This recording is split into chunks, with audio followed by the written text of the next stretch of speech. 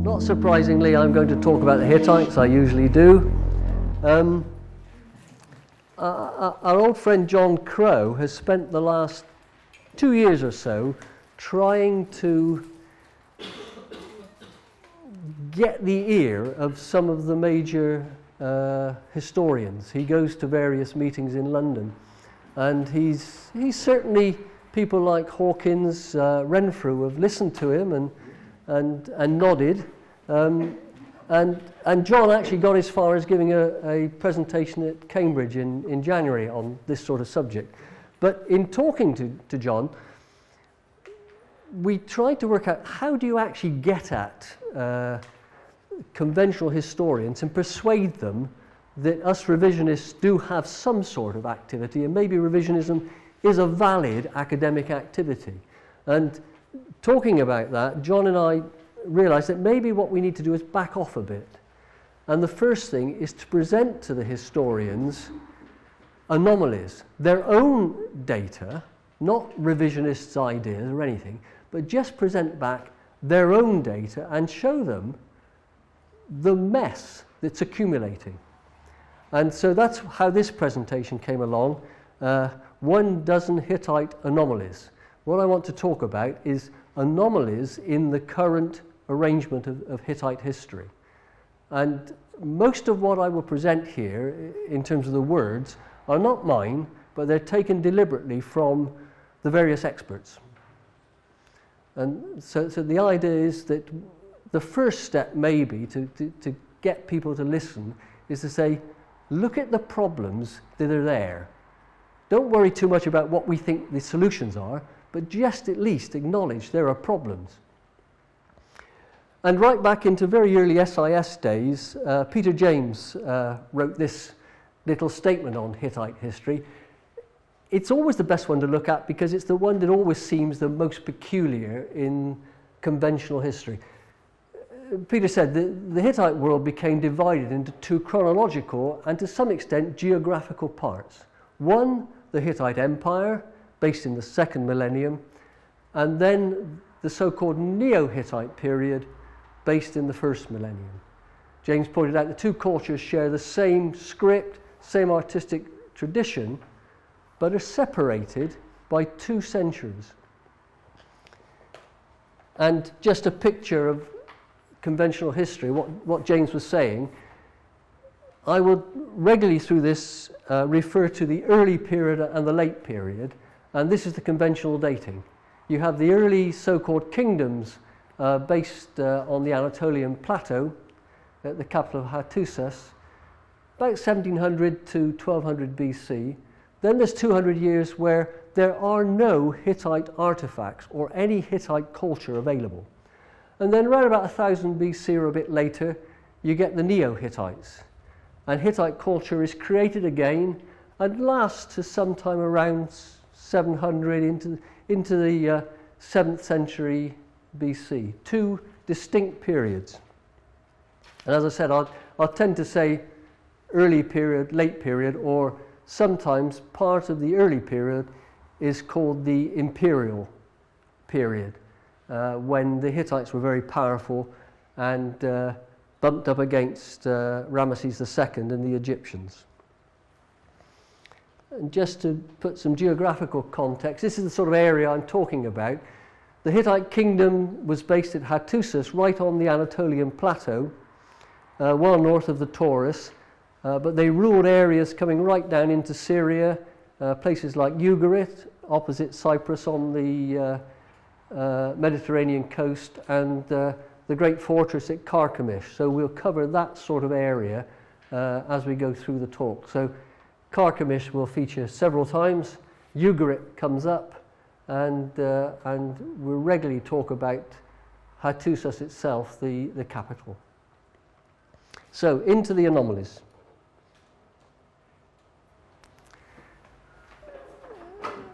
You have to sort of squint a bit, but hopefully you can see this picture.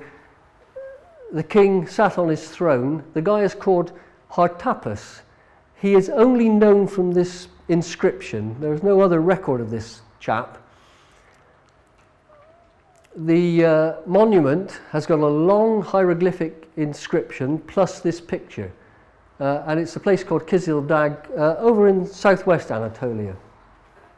The problem that the historians have, the relief is classic late Assyrian.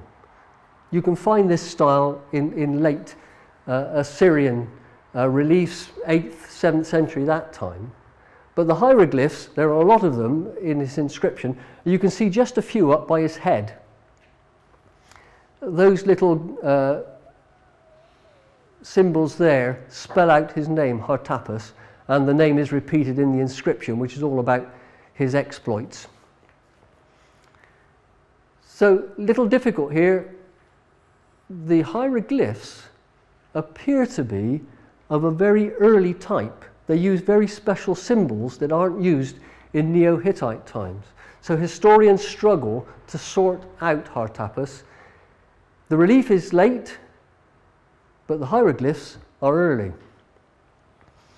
Now, David Hawkins, the great expert on Hittite, Neo-Hittite history in particular, has come up with a suggestion that the picture, the relief, was actually added about 400 years after the inscription. That would sort the data, because the inscription appears to be early, but the picture is late. The difficulty is that actually on the picture, Hartappus has his name again. But what Hawkins suggested, well, there was a later king called Wasusarma, and he probably added the picture and also put the name. Now, Trevor Bryce records this in his book on the Hittites, but then says, well, could we really suppose that some king came along 400 years later and for some reason was moved to add to these inscriptions a picture of the original king and not put his own royal name on there, but add again the royal name of the ancient king? It's feasible, but Bryce is clearly not convinced. But credit to Hawkins, at least he's tried to come up with a solution. Bryce comments on this and then goes on to something else. He obviously wasn't prepared to bring any solution himself. Why does Hawkins mention Wasusarmas? That's because in our second example of an anomaly, there are quite a few hieroglyphic inscriptions of this king, or at least of a king who calls himself Wasusarma. And it's believed these are all attributed to a guy who is well known from Assyrian records, who lived in Tabal in central Anatolia. When Paolo Merigi translated these inscriptions, he said they are clearly of a very early type. They're classic imperial inscriptions. So Wasusarma cannot be the guy we know about from the 8th century. He's got to be another one we don't know about that's early. Hawkins this time, remember Hawkins in the previous one said the inscriptions are early, the picture's late. This time Hawkins says no, the inscriptions are late. They've got to be because they're very similar to some other inscriptions at Carchemish. So you've got Hawkins splitting the two in the case of Hartappus. In this one, he's saying it's late, but the actual guy who translated it can't agree, so that they have to disagree. And of course, their dating of Wasusarma is about 600 years apart. Let's look at Carchemish, our third example of hieroglyphs. And here you can see a good picture of Hittite hieroglyphs arrayed around a sculpture of the ruler, an unknown ruler. We don't know which one it is. But it's these inscriptions which Hawkins uses to argue about the others, because archaeology says this inscription is late. Carchemish has a very good stratigraphy. Nobody can argue with them being early. The style is early, but they are undoubtedly late. And so we have three separate anomalous hieroglyphs. Hawkins argues for two of them being late and one of them being early. Although in looking at them, everybody knows all three of them are early in style. So nobody can seem to sort them out. It's just left as a problem. So that's a little bit on hieroglyphs and the problems they get there. Let's look more closely at the picture. The ruler is shown with all the inscription about him behind him, but the sculpture itself is quite unusual. The top is quite damaged, and that was probably done in ancient times where another king came along, didn't like this one, and therefore destroyed his picture. But look at the bottom part of the robe and the feet.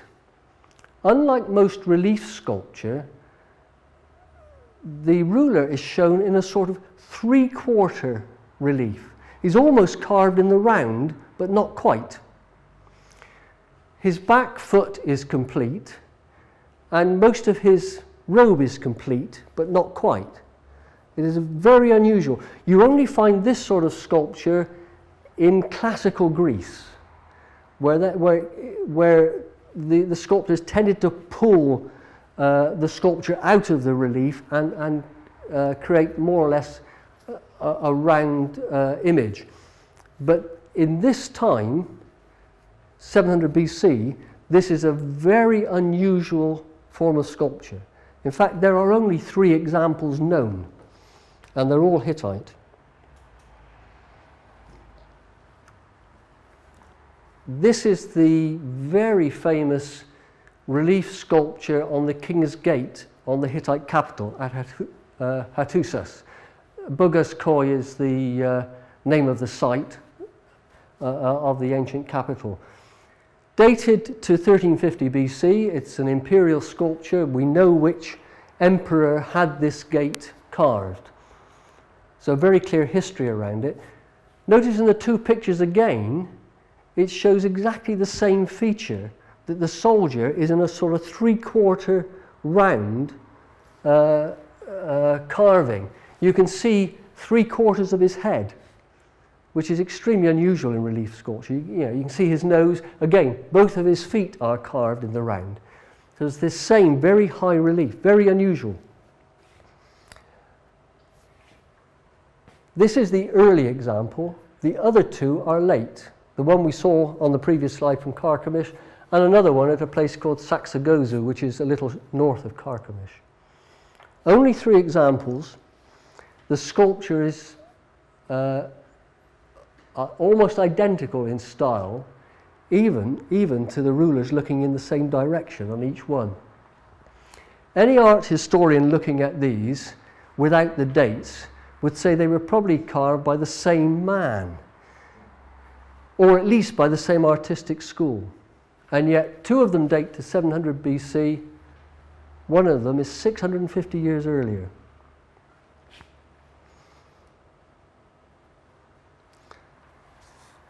Item 5, something quite different. The little picture up there is of a cuneiform tablet, the little wedge-shaped symbols carved in wet clay. And it is actually a picture of a tablet from the city of Ugarit on the coast opposite Cyprus. Ugarit had a fully developed alphabet written in cuneiform, using word dividers similar to were used in the 6th century Cypriot script. But there's no doubt that the alphabet dates from the early Hittite kingdom. A lot of the tablets actually mention the Hittite emperors, so the tie-up is undoubted. So the alphabet exists around 14th, 13th century BC. Professor Iselin, writing in Cambridge Ancient History about the alphabet, points out that although it was used in the 14th century, it has exactly the same 22 characters as the later Hebrew alphabet, and the people at Ugarit even wrote them in exactly the same order.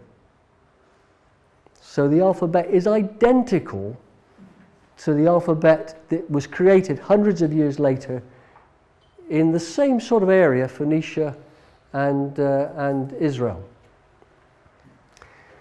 Iselin goes on to comment, the Ugarit alphabet did not survive the chaotic period at the end of the Bronze Age. And Ugarit writing does not seem to have any traces on the later development of writing. Fully developed alphabet, thousands of tablets written in it. They're found over a reasonably wide area of Syria, not just at Ugarit. But then it died out completely. And hundreds of years later, an almost identical alphabet was created. Iselin also points out that a few pages later, when he's talking about the development of the Hebrew alphabet, that in the Lebanon, early writing, very early attempts at alphabetic writing, can be datable to the 15th or 14th century BC. Now you put those two statements together, and what he's saying is the Ugarit alphabet died out around 1200 BC, but when it was in full use at Ugarit, just slightly south in the Lebanon, people were making the first tentative attempts at writing in alphabetic script. And that can be seen as the start of a development which over several hundred years led to the Phoenician alphabet.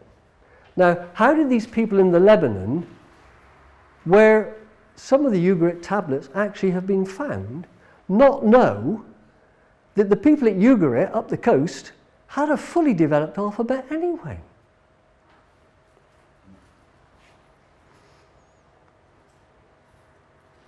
Number 6. The great enemy of Hittites in the early period was the country of Mitanni. Nobody really knows where it was, but it was somewhere probably just east of the Euphrates. We know very little about the actual country Mitanni because nobody's really found it. But there are various things that tell us about Mitannian culture from places like Alalak, and one of the major sites is Nutsi by the ancient Arapa in Assyria, but no information from the Mitannian heartland itself. But at Hattusis, in the Hittite capital, there are some things that are Mitannian. In a treaty between the Hittite emperor, Suppiluliumus, and a king of Mitanni, there is a list of Indo-Aryan gods. Now, Indo-Aryan culture was the culture of northern India towards the end of the first millennium BC. I know the word Aryan gets used for all sorts of wrong things, but this is the one real use of Aryan. And it lists, well down the list, there's about 12 gods before you get to these, but it does list the Mitra gods, the Varuna gods, Indra, the Nasataya twins. And those are all gods of India, of the Indo-Aryan culture. Also, there's a text which is about training horses found at Hattusis, written by a Mitannian called Kikuli. And the numbers he uses in that text are actually Sanskrit. He uses the numbers Ika, Tera, Panza, Sata, which are actually the Indo-Aryan language Sanskrit for 1, 3, 5, and 7. This is very intriguing because this shows that Mitanni was influenced by the Indo-Aryans of India. Maybe not a massive influence because there are only these few examples, and as we said, the Indo-Aryan gods are well down the list, but there is an influence there. Now, the great expert on Indian culture finds this as a bit of a problem. Mitanni is dated to the 14th century because of its links to Hittites. But Ramila Thapar, who has studied the culture of the Indo-Aryans in great detail, makes a point in her book. It is not clear how this language, Sanskrit, reached the western end of West Asia, Mitanni, when there is no archaeological or linguistic evidence of contact between North India and these areas in this period. Historians can trace the western movement of Indo-Aryan culture through Iran, but it's all in the first millennium, at least 400 years after Mitanni seemed to know all about it.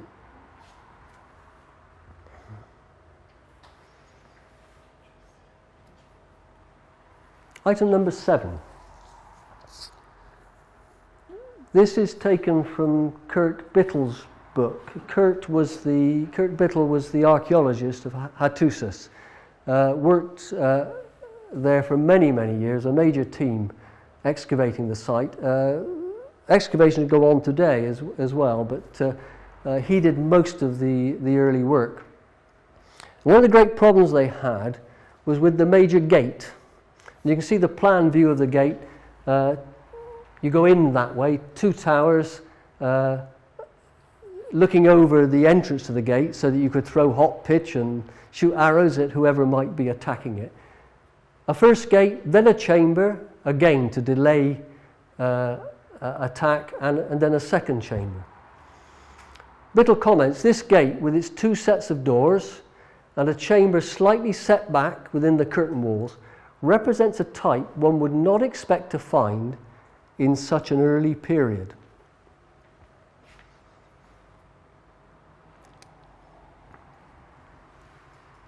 The counterparts of the gates at Arslantat, the modern Malatya, at Carchemish, and also some other North Syrian sites belong to the first millennium. Now this really worried Bittel. He'd found a gate which is a first millennium design in a city which is dated well into the second millennium.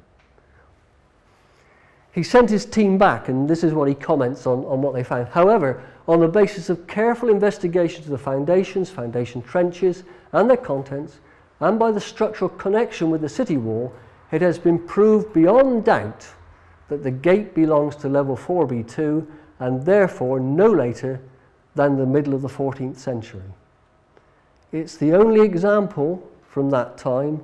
All other examples are at least 500 years later.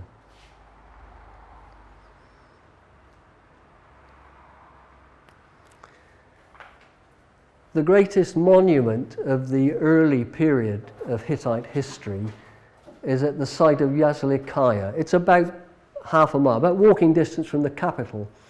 This picture shows one of the chambers, and you can just about pick out long rows of sculpture, and these are all details of soldiers, kings and gods all the way around, and there are 2 chambers. Absolutely no doubt it's of imperial, of the early age, because in the second chamber there is actually a rather nice carving of the emperor Tudkalius IV with his name on and everything, so there's little doubt when it was carved. But according to Bittel, the only dating material that he found is pottery of the 7th and 6th centuries, and one particular vase undoubtedly of that time, because it represented a rare shape. So although this is always dated to about 1300 BC, the only dating material that's found actually suggests it's 700 years later. I'm indebted to Emanuel Velikovsky for this one. He picked this one up in his original Ages and Chaos book. Back to Carchemish. In a tomb, usually referred to the gold tomb of Carchemish, Woolley, when he was excavating there, found a little set of figurines. This is a picture of one of them. They're about that big. They're like the sort of thing ladies wear on a charm bracelet. Very tiny. 39 of them. The tomb is undoubtedly dated to, he dates it to 605 BC, but there isn't much argument. The tomb had lain undisturbed until Woolley found it, and through artifacts in the tomb, he dated it conclusively to 600 BC. That's one of the trinkets. That's the picture of Tudkalius from Yazlikiah. Woolley commented on this. These little figures are the jeweller's reproduction in miniature of the great rock-cut reliefs of Yazlikiah. Not only is the general subject the same, a long array of gods, royalties and soldiers, but the individual figures are identical in type, in attitude, in attribute and in dress. The only thing historians could say is, well, they kept them for 700 years before they went in the tomb. They were clearly developed when Yazlikiah was carved. They're identical. Woolley wasn't convinced. His comment, "It must be admitted that the heirloom theory is far-fetched in view of the fact that Carchemish is far removed from Hattusis, and any family continuity bridging that gulf of space and time is most improbable." You never see that mentioned in any books nowadays because nobody's got an answer. Number 10 relates to the Yazilikaya again. This remains from a temple complex in Syria, a place called Ain-Dara. Nobody knows what the ancient city was called, but the temple had a lot of Hittite effects in it. But this particular remain caused a lot of interest. There's not much to see. It's basically a god and a bull. But all you can see is the feet of the god and classic Hittite turned up toes. Between his legs is the belly of the bull, and on the far side, the hind legs of the bull. Not much more remains. Apparently, Ain-Dara was cleared because of a dam being built. And when they originally had this, there was a bit more of the sculpture, but by the time this picture had taken, some of the top had fallen off. But what the archaeologists realized is this is an identical carving to one found at Yazilikaya. And not only the god and the bull, but in the same arrangement where the relief is such that the god stands out in front of the bull.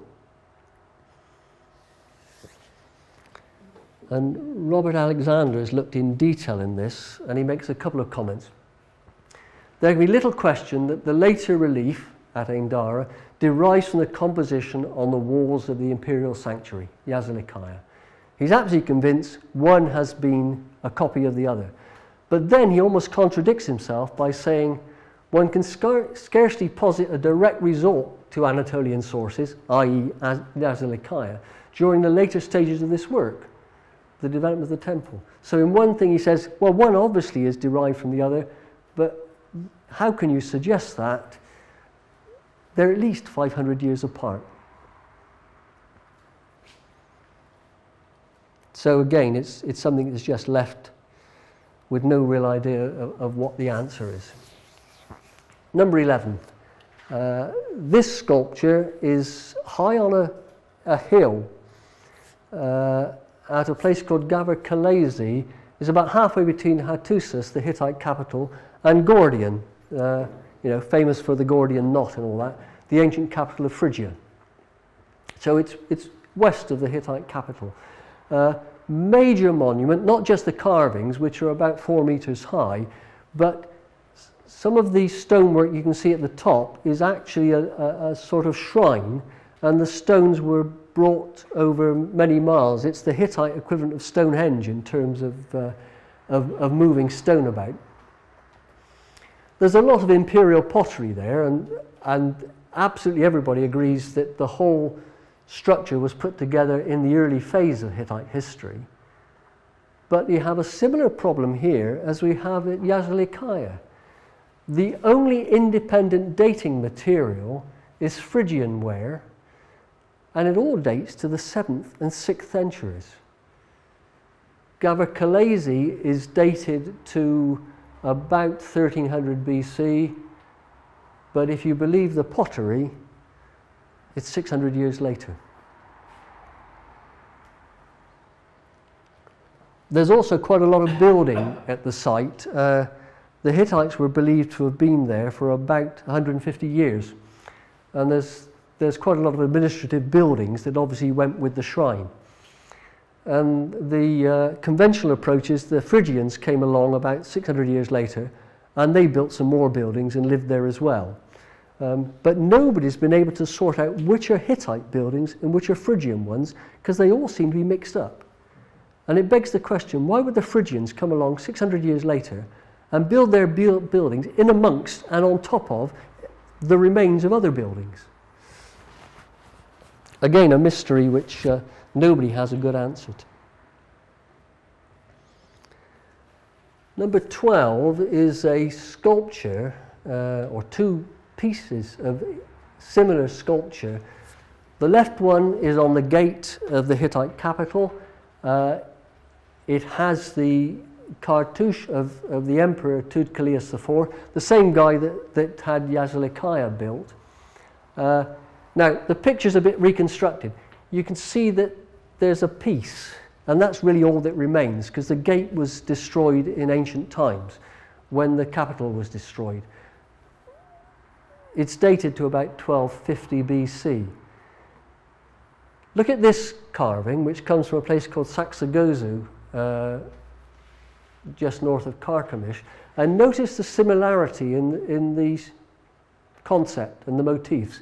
You have the classic winged sun disk, as they call it, the disk representing the sun, often turned into a rosette with wings. But look particularly at the soldiers who are supposed to be supporting it. They've both got exactly the same sort of dress. The long robe, but swept away so you can see the short tunic, one leg, so it's the same dress, the same posture, basically the same construction. That one was destroyed and wasn't available for anybody to see until it was dug up. But this one, 550 years later, is basically the same construction. Now, those are 12 anomalies, my dozen anomalies. I want to make one step further than just leave them like that. What I have done is just look at each one and say, taking it at face value, what does it tell me about the date? And I came up with this list. The gate at Hattusis, all the other examples are around the 9th century BC. So actually it implies that gate must be 900 BC. For Mitanni to be influenced by Indo-Aryans, really that far west, it shouldn't happen before 800 BC. The hieroglyphs of Wasusama, the late guys dated to about 730, so that fits. The Temple of Indara was built around 700, something like that, according to historians. The hieroglyphs and the relief at Carchemish are dated to 700 BC. Hartapas is dated to probably a little later than 700 BC through his picture in Assyrian style. The relief of the winged sun disk again comes up about 650 BC. The pottery at the Yazilikiah says it existed around 600 BC or maybe a bit later. Gavr Khalesi, the pottery says the same sorts of things. The gold tomb at Carchemish is dated to 600 BC, and the alphabetic Ugarit uses a style of word divider which is only found in the Cypriot script around 550 BC. So just taking the evidence as it stands, all of these things end up in a rather short period in the first millennium. The conclusion, of course, is that that means the second period, the early period, didn't exist. It was actually contemporary with the later period. That's what the evidence says. And not only is it consistent in putting it all in that era, there is even a sequence through some of this. If you look at Hittite history, that gate is earlier than the gate with the soldier on, so there's a sequence there. Both gates we know are earlier than the construction of Yazilikiah or Gavr Khalesi. So not only does the evidence say all the Hittite data should come from the first millennium, it actually is consistent in the sequence within it. So the conclusion, when the evidence is taken at face value, a consistent picture emerges.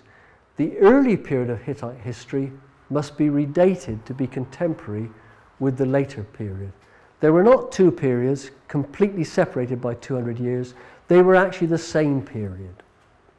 And the evidence even shows a historical progression from the gate design at Hattusis through the King's Gate sculpture to the monuments at Yazilikiah and Gavr Khalesi. Now, These are all treated as anomalies by the experts, but actually anomalies should be random. But they're not. They actually show one consistent picture. Now, I did say this was 12 anomalies, but it's actually a baker's dozen. There is one more. This is an Egyptian carving from the Temple of Abydos. It's part of the record of Ramesses II battle against the Hittites, the famous Battle of Kadesh. The important thing to notice is how good the Egyptians were at portraying ethnic styles. And look at the Hittites, particularly the first two. The strange shape of the receding forehead and the skull. Now this type is called hyperbrachycephalic, or not surprisingly, I think you'd recognize the general term Armenoid. And nowadays, Armenian people, many of them have this shaped skull.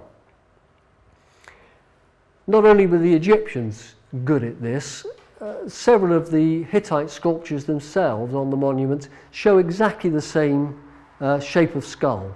It's undoubted that a reasonable proportion of the Hittites were Armenoid in their features.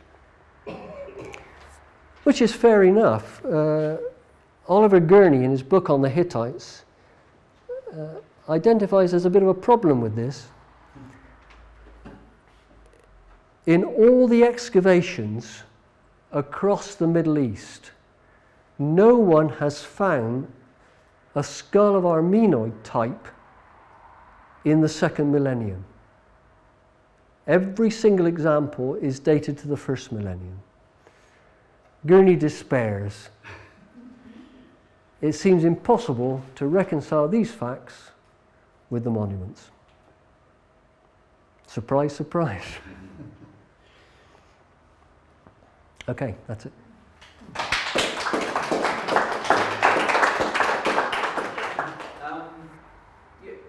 You've got a cluster of things 1350 down to 1200 or something, and then you've got a cluster from 1100 down to 700.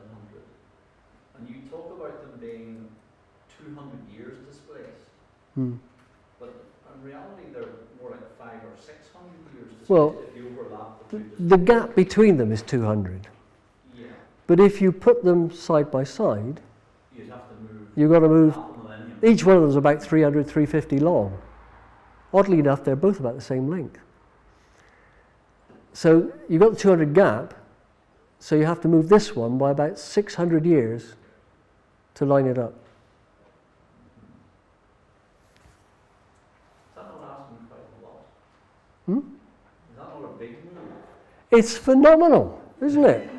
It's ludicrous. It's twice the size of all the previous arguments about. Well, no, it's not. It's precisely what Velikovsky argued. Well, I thought he argued for about 300. Not for Hittite history. Not for Hittite history. The ramification, I just deliberately just kept to Hittite history. The ramifications are ludicrous because the early period is dated by Hittite history. The later period is dated by Assyrian history. So if you move that one, you've got to move Egyptian history, as Velikovsky pointed out. Seems to me the critical dating is the alphabet. You said 550 for that. It depends. Excavated material from the. It varies as to how much you want. Each individual, because they're almost all subjective subjects. It's difficult to date within 50 years, 100 years. There's that sort of error, whatever you do.